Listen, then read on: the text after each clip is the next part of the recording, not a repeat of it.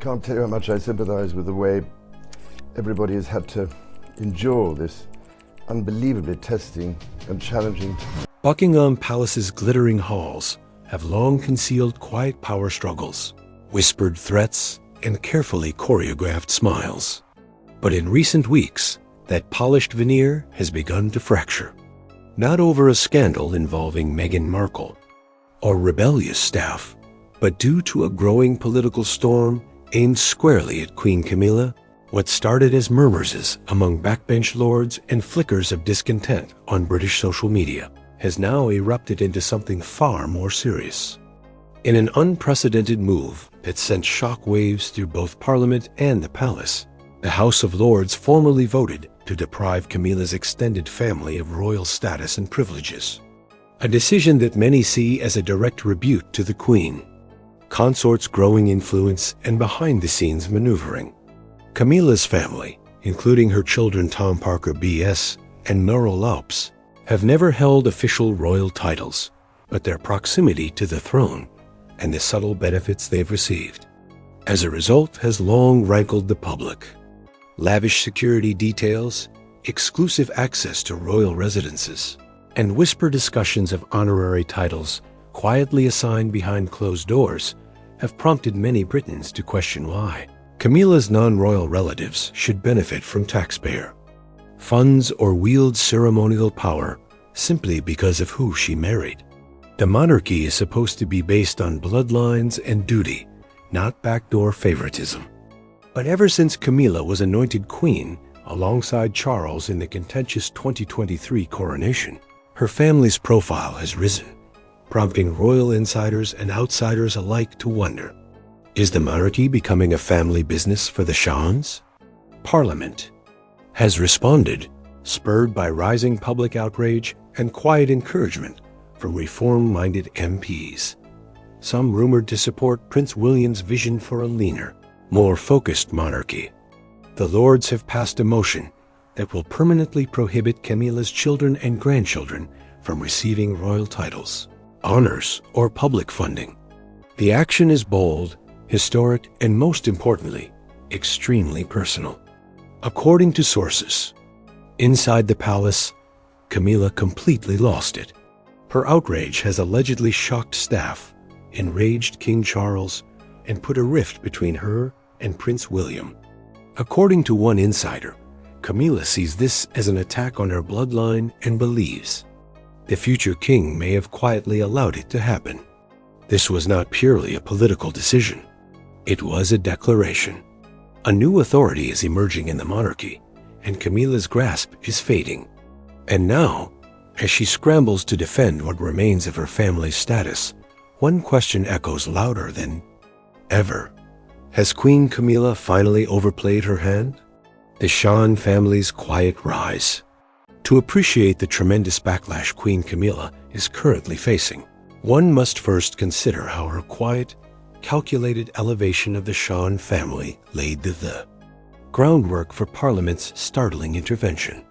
Camilla has played a long game over the previous 2 decades, rising from disfavor to the Queen's throne. But as she ascended, so did her family. When Camilla married Charles in 2005, many people expected her children, Tom Parker BS and Lavra Lopes, would remain minor characters. After all, they were not royal by birth. However, they gradually and discreetly began to appear in places that raised questions. Tom, a food critic and writer by trade, was frequently spotted attending occasions usually reserved for close royal family members. He dined with diplomats, rubbed shoulders with titled aristocracy, and gradually began to receive what insiders referred to as de facto royal treatment. Chauffeured automobiles, diplomatic courtesies, and even limited security protection on occasion. His name was mentioned multiple times in official briefings as someone the palace expected to handle delicately. Meanwhile, Camilla's daughter, Laurelops, took a more reserved approach, but she was nonetheless granted priority seating at royal occasions, such as high-profile weddings and jubilee ceremonies. Her children, Camilla's grandchildren, were frequently seen at family-only royal functions, surreptitiously included in photo opportunities, and even seated in privileged places during broadcast national events. It was more than just access.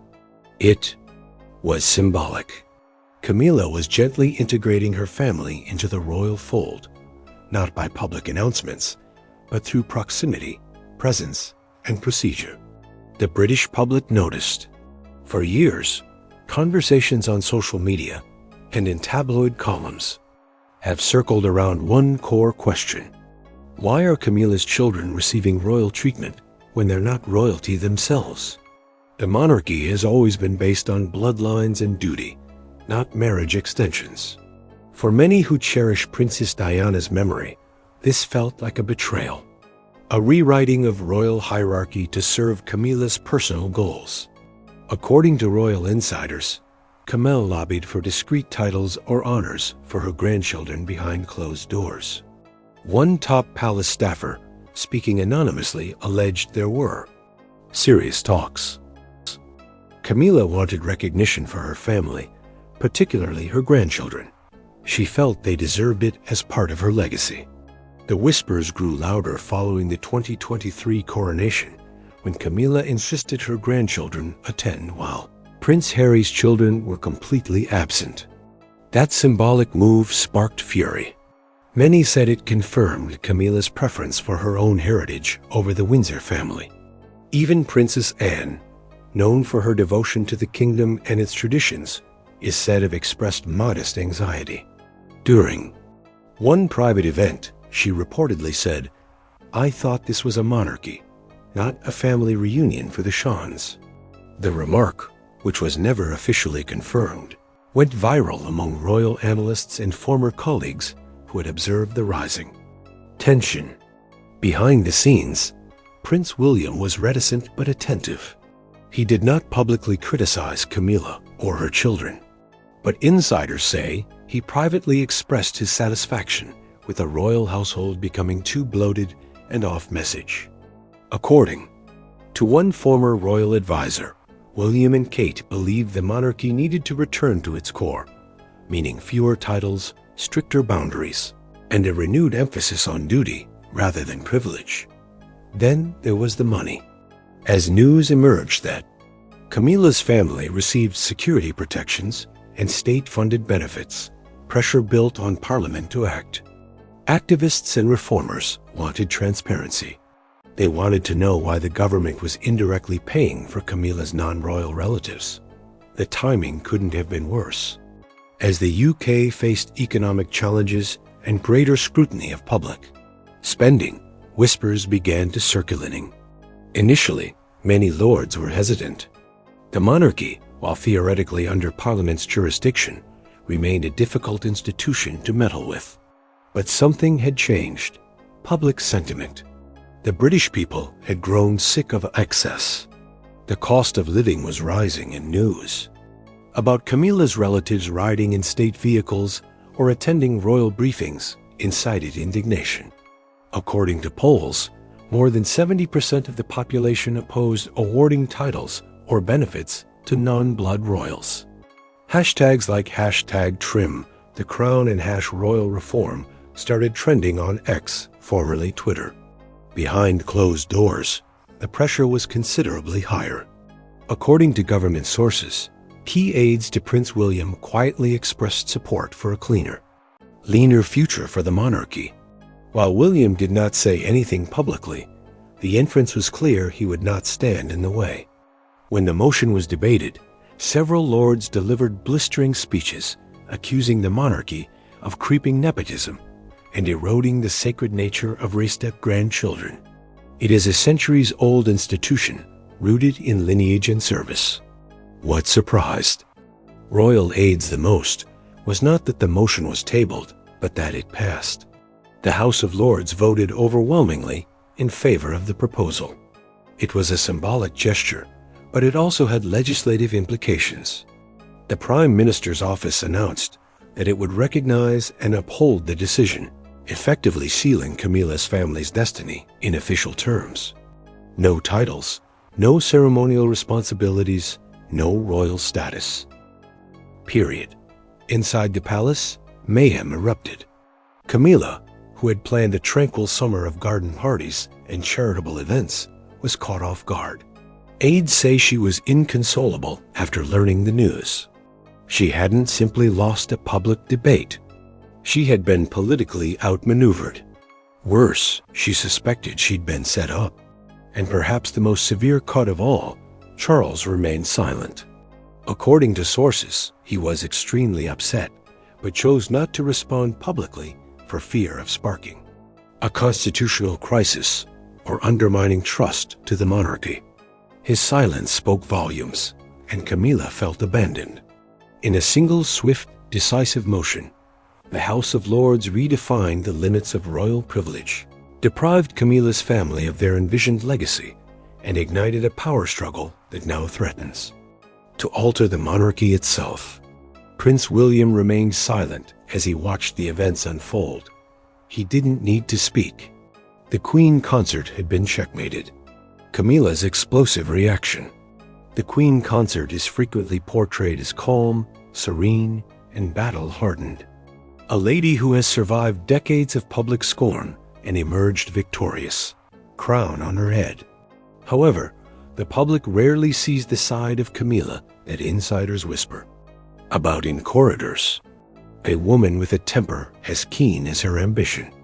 And when news of the Lord's decision, which ended her family's royal dreams, reached Clarence House, that hidden side emerged in full force. Multiple royal aides have now corroborated Camilla's reaction as apocalyptic. The Queen consort allegedly threw a porcelain vase across the room, shattering it against the marble fireplace, before unleashing a torrent of rage that left staff paralyzed with fear. She screamed at everyone. A source said no one could get a word in. She kept shouting, "They've humiliated me. They have degraded my family." Insiders said her wrath extended beyond the House of Lords. Camilla soon directed her rage inward to those closest to her. She criticized her advisors for failing to anticipate the motion, chastised Charles's senior aides for letting this Habsburg gloomy silence. She refused public appearances. She canceled private dinners within the royal walls. She began to speak of vengeance, not merely recovery. The Queen consort had been wounded, but she wasn't finished. Definitely not. Parliament doubles down. Camilla made a fatal error in assuming that her rage would intimidate Parliament and retreat. Instead, her outburst galvanized the House of Lords and strengthened the resolve of reformers throughout Westminster. What began as a symbolic act evolved into something far more significant. A direct challenge to the monarchy's unfettered privilege, specifically Queen Camilla's power. In an unusual step, senior peers convened a follow-up session to formalize the decision into a parliamentary recommendation. Camilla's family, Tom Parker B.S., Lurlopitz, and their children would be explicitly banned from any future royal honors, security funds, or ceremonial roles. Simply put, their relationship with the monarchy had become entirely symbolic, with no institutional power or recognition. The language used in the verdict was harsh. The crown must not be diluted by marriage-based patronage, nor extended to those whose sole proximity is personal, not constitutional. The crowd cheered. Opt welcome the move is a rare moment of accountability. But we're going to wave you goodbye, and we'll look forward in the future. And social media platforms were flooded with hashtags like hashtag and royal nepotism and hashtag strip the Shawns. For years, Britain had complained about the monarchy's cost of bloat. But now, finally, someone had taken action. Parliament wasn't simply barking. It had bitten. Behind the scenes, the message was much more severe. The old rules no longer applied. For centuries, the monarchy relied on tradition and respect to retain its power. Parliament may have retained technical supremacy, but it rarely used it. But now, empowered by public anger and political upheaval, Westminster had drawn a line and challenged the crown to cross it. Camilla, still reeling from the decision, pushed Charles for a formal response. According to palace sources, she insisted that the king correct the record and call the Lord's judgment an overreach. But Charles, the cautious monarch, refused. He was acutely aware of how fragile public support was, particularly during the years of the Sussex affair, Prince Andrew's. Humiliation and widespread dissatisfaction with royal excess. "We can't win this war." "Not now," he said to her, remarked one Ishans were no longer relevant to the crown's future.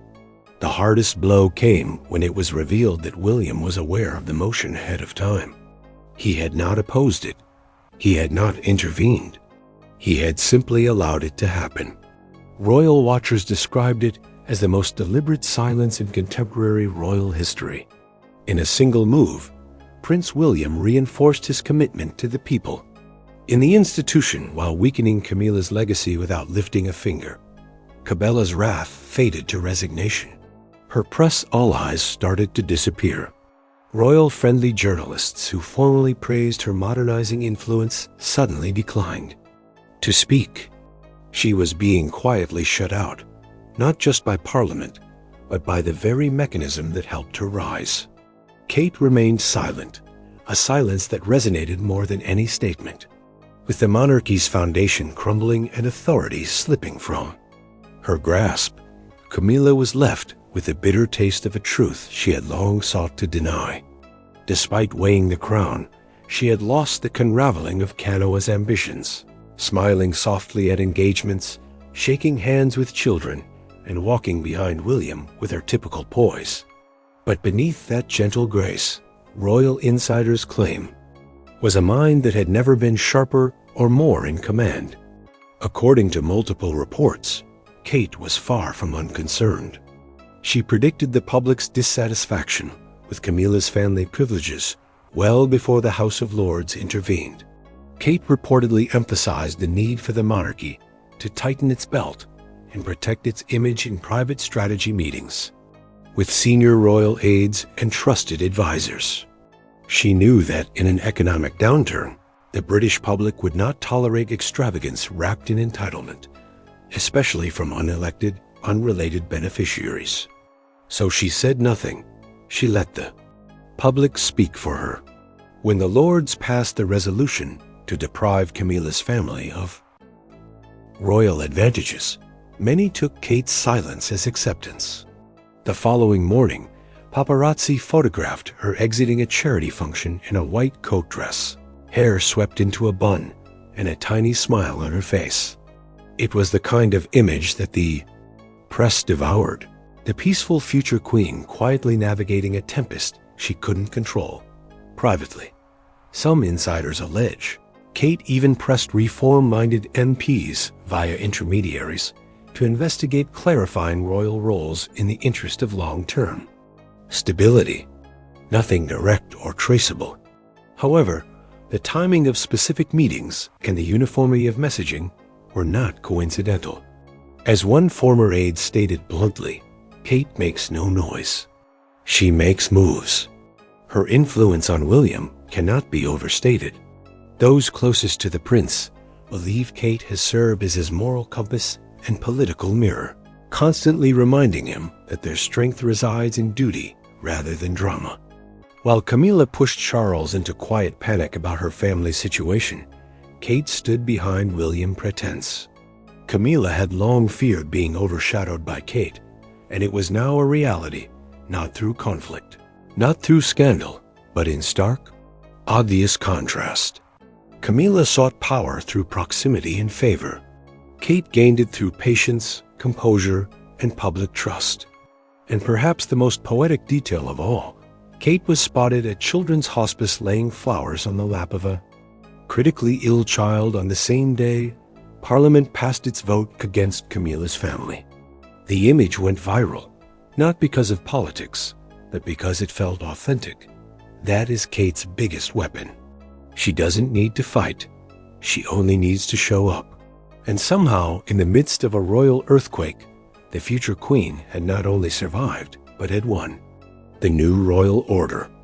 As the dust settles on one of the most dramatic shakeups in modern monarchy history, Queen Camilla stands alone, deprived not only of her crown's influence, but also of something far more personal, her legacy.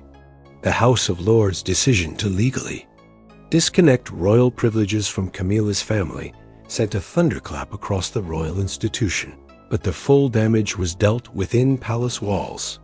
The Shan family, which had been quietly rising to ceremonial prominence,